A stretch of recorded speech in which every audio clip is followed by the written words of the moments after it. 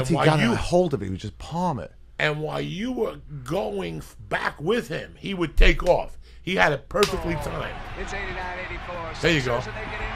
What the?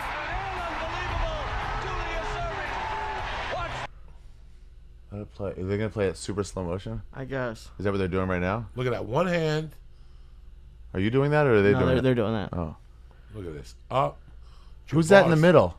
Jabbar. Thinking about it. Oh, Look Lakers. He goes up, but he's behind the backboard by a long way. Yes. And his then head's down. almost going to hit it. He ducks his head. Yes, he ducks his head, and now he's going backwards. Yes. Even his head's backwards. This is brilliant. And he just reaches out. This is brilliant. You see that white dude over there with the Sixers shirt on? Yeah. Number 24, Bobby Jones. That guy was a fucking defensive savage. Wow. That's crazy. Look, he was white in a and he was playoff jumping game, over 5-point game, and he was jumping over Kareem. That dude, Bobby Jones, was a white dude that was a fucking tremendous fucking defensive player. Okay, here's the best duck I ever remember being at. I don't know who'd be there. Dr. J. I'm sorry, Jerry Stackhouse, University of Maryland. Against who? Throwing down against University of Maryland, and he caught an alley-oop pass that everybody was like, "Oh, that's just a bad pass." And then he just went up so high to get it and threw it down so hard. If it's like I remember it. Man. One of the best dunks I ever seen besides Julius Erving was Michael Jordan in college against like Wake Forest on a Saturday afternoon.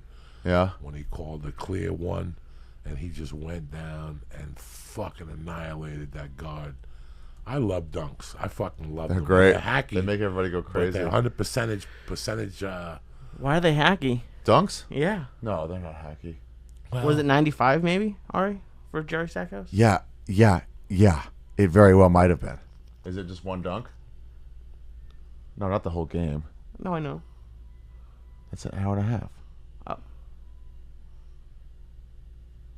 I keep hearing music. Yeah, someone's playing a recorder or something. Jerry, I know, it's crazy. Wait, put dunk on that too, in the search. Wait. Oh. It's like something with an organ or something like that, like a fucking tutor or whatever they fucking. Yeah, someone's playing Sounds the recorder. like a fucking immigrant dunk. Music. Yeah, I think we'd have to find the whole game. Okay. Go down some. Let me just see. Oh, that's YouTube? Damn it. All right. I don't know where it is. I'd love to see it again, though. They have to, even for someone who could never play I didn't even know the rules of basketball as a kid. The dunks were the best part. The best part. They would showtime more back then, too. They would go for it. They'd give the fans a little something. Right? They wouldn't just go in and just dunk it. They would hey, I'm going to fucking windmill here. It wasn't called showboating. It was fucking showboating. Well, people enjoyed it. Yeah, showboat. We're all fucking fans. Do a crazy dunk. What happened was... And then they just start having respect. The NBA and the ABA were opposite scenes. And then all of a sudden, the ABA went into, this dunk mode. Yeah. They had George Gervin and Julius Erving and Marvin Bad News Barnes. They went into this fucking other type of mode. Entertainment. And then the NBA ticket sales started going down. There's a whole story. The ABA ticket sales started going down? No, NBA ticket sales started going down. ABA ticket sales were always bad in different cities and shit.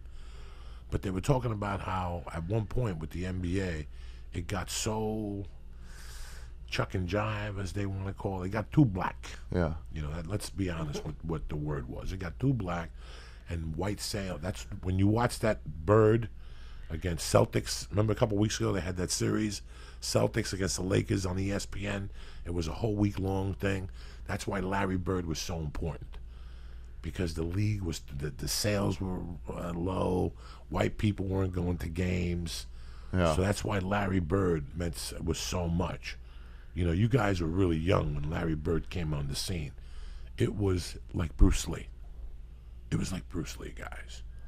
And you cheered for this fucking ugly-looking white dude. They were 9-0. Indiana State was 9-0. And I don't know what they are. I don't know if they're Division II or 3, but they wouldn't get on TV.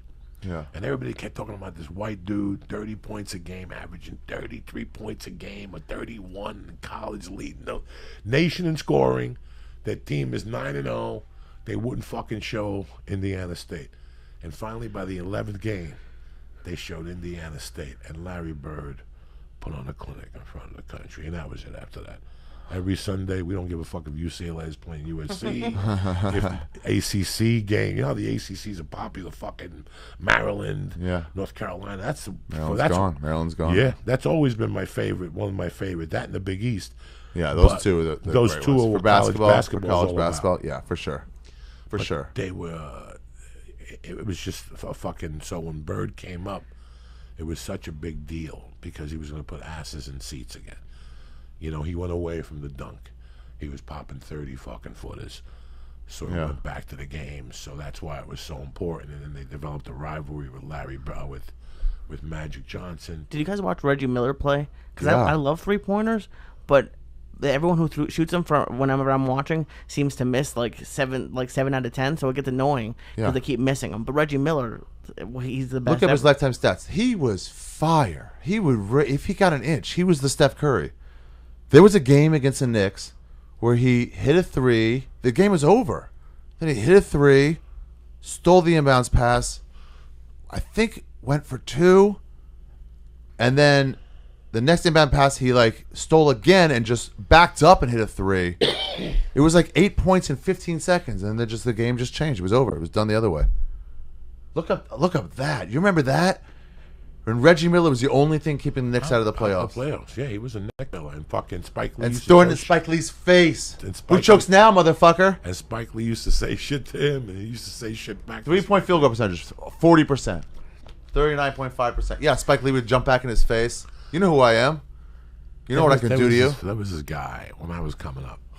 Those 16 seconds. Maybe you remember him. Lee, see if there's a video for this cat named Lloyd Free. Just put Lloyd Free. When I was a kid, Lloyd Free, I thought Lloyd Free was going to be the best player in the league. Lloyd Free. Okay. Legend. Right there. World Be Free? Yeah, then he changed his name to World Be Free, the legend. No Click way. on that one. Click on that one, yeah. He played for the Sixers. All right, but when he came into the league, he was like Johnny Ghetto. They would only put him in way before he was way before this shit.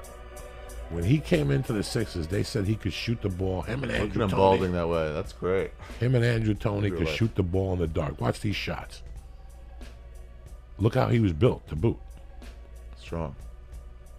No, this kid was a savage. Yeah, stocky. He was like a...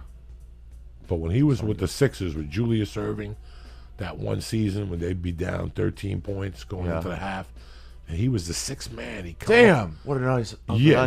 This guy was badass. He come off the bench for the Sixers. He got look how high the shot. Look at him. Wow, to get it over Bam! Yeah, no, this guy was a savage. Look at him. When he was a Sixer, he was tremendous. With a chain on that's flopping everywhere. He didn't give a fuck. Oh, nice dish. Look at that. Unselfish. What? Nice thing. Yeah, dog. This guy was smooth. Smooth. Then he changed his name to World Be Free. And it was over? Yeah, I thought he was a lot better when he was Lloyd Be Free. He was kicking white people. He didn't give a fuck. There was 2 players I thought that were phenomenal. Look at this. And he was tough. Like, he took it to your ass. If you fucked with him, if you didn't respect his defense, like if you didn't go out to play him, he would pop a 40 on you. He could pop a 40 on you, dog. We're going in like fucking Marines. You understand me? Welcome to church, motherfucker.